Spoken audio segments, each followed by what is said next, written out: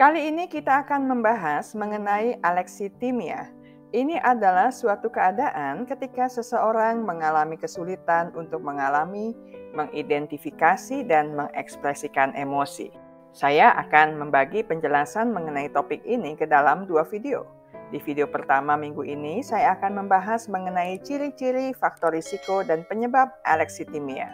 Sedangkan di video kedua di minggu mendatang, saya akan membahas mengenai bagaimana menghadapi kondisi ini.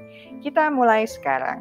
Istilah alexithymia untuk pertama kalinya diperkenalkan pada tahun 1973 oleh 2 orang psikoterapis bernama John Case Nemia dan Peter Immanuel Sivneos untuk menggambarkan pasien psikosomatik yang mengalami kesulitan dalam mengidentifikasi perasaan mereka, menemukan kata-kata yang tepat untuk menggambarkan perasaannya.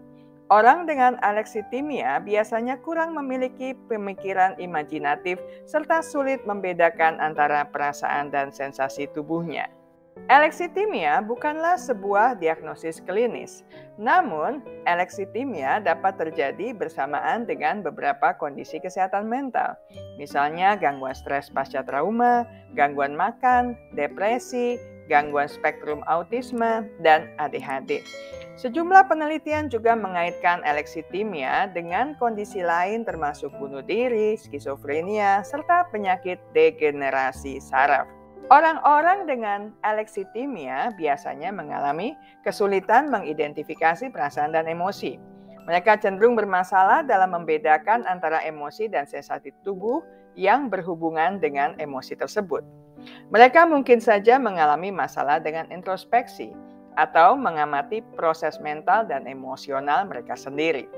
Mereka juga kurang mampu mengkomunikasikan perasaan kepada orang lain dan sulit mengenali serta merespons emosi orang lain, termasuk nada suara dan ekspresi wajah. Mereka mungkin memiliki masalah dalam menjaga hubungan dan terlibat dalam situasi sosial. Mereka juga kurang mampu berfantasi dan berimajinasi, memiliki gaya berpikir yang logis dan kaku yang tidak memperhitungkan emosi, serta kurang terampil dalam menghadapi stres. Mereka juga kurang altruistik dibandingkan orang lain. Alhasil, orang-orang alexithymia ini tampak jauh, kaku, tidak humoris, serta cenderung kurang puas dengan kehidupannya. Siapa yang lebih berisiko mengalami alexithymia? Alexithymia diperkirakan terjadi pada 13% populasi. Dari hasil penelitian ditemukan beberapa faktor risiko untuk alexithymia yang meliputi individu berjenis kelamin laki-laki. Laki-laki mengalami alexithymia hampir 2 kali lebih sering daripada perempuan. Individu berusia lanjut. Mereka dengan tingkat pendidikan yang rendah, status sosial ekonomi yang rendah, serta kecerdasan emosional yang rendah. Sampai saat ini, para ahli belum bisa memastikan penyebab alexithymia. Beberapa penelitian menunjukkan bahwa kondisi ini dapat disebabkan oleh satu atau beberapa hal berikut ini. Pertama, faktor genetik. Penelitian pada anak kembar menunjukkan bahwa ada komponen genetik pada kasus-kasus alexithymia. Orang lebih mungkin mengalami alexithymia jika kerabat dekatnya juga mengalami. Kedua, faktor lingkungan.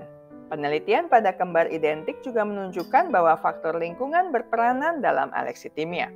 Faktor lingkungan meliputi riwayat trauma masa kecil, kondisi kesehatan fisik atau mental, atau faktor sosial ekonomi. Ketiga, cedera otak.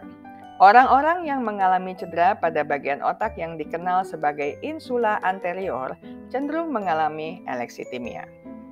Saya selesai sampai di sini. Kita akan melanjutkan di minggu mendatang mengenai cara-cara berhadapan dengan kasus seperti ini.